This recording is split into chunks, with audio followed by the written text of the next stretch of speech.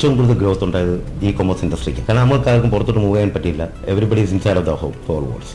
ആ സമയം നമുക്ക് ഡെലിവറി ആയാലും ഫുഡ് ആയാലും നമുക്ക് ആവശ്യമായ പ്രോഡക്ട്സ് ആയാലും ഇ കൊമേഴ്സ് കമ്പനീസ് ആണ്. ദേ ഹിറ്റ് വെരി വെൽ. അപ്പോൾ ഇ കൊമേഴ്സ് കമ്പനി എന്ന് പറഞ്ഞാൽ എൻ പ്രോഡക്റ്റ് ഓഫ് ലോജിസ്റ്റിക്സ് ആണ്. ബേസിക്കലി നമ്മുടെ ജനങ്ങൾക്ക് മനസ്സിലായ കാര്യം, എനിക്ക് വീടിൻ്റെ പുറത്തിറങ്ങാൻ തന്നെ എല്ലാ കാര്യവും എൻ്റെ ഡോർ സ്റ്റെപ്പിലെത്തും. അതായത് B2C, ബിസിനസ് ടു കസ്റ്റമർ ബിസിനസ്സാണ് നടക്കുന്നത്. അതിന് കോമ്പറ്റേറ്റീവ് പ്രൈസിൽ.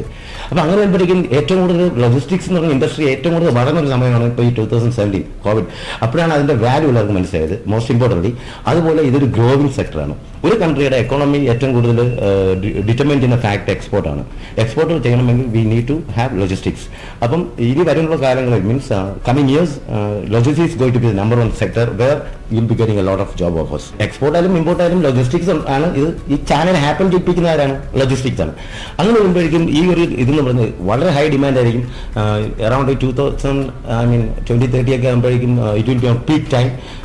ഫുൾ മൂവ്മെന്റ് ആയിരിക്കും നടക്കുന്നത്. അതുകൊണ്ടാണ് നമ്മൾ ഇപ്പോൾ തന്നെ ഇന്ത്യയിൽ തന്നെ ഓരോരോ പോർട്ടുകൾ കമ്മീഷൻ ചെയ്യുന്നത്. ഇൻഫ്രാസ്ട്രക്ചർ നോർത്തിലേക്ക് ചെന്ന ട്രാൻസ്പോർട്ടേഷന് വേണ്ടി മാത്രം സെപ്പറേറ്റ് എക്സ്പ്രസ് ഹൈവേസ് എന്ന് പറഞ്ഞിട്ടില്ല. അതൊക്കെ ഇപ്പോൾ ട്രാൻസ്പോർട്ടേഷന് വേണ്ടി മാത്രം മില്യൺസ് സ്പെൻഡ് ചെയ്ത് നമ്മൾ ഇൻഫ്രാസ്ട്രക്ചർ ഡെവലപ്പ് ചെയ്തുകൊണ്ടിരിക്കുകയാണ്. ഒരു പാൻഡമിക് വന്ന് ഞാൻ വീട്ടിനുള്ളിൽ ലോക്ക്ഡൌൺ ആയിട്ടിരിക്കുമ്പോഴേക്കും എനിക്കൊരു സാധനം എത്തണമെങ്കിൽ somebody has to work, and that should be the logistics part has to play the key.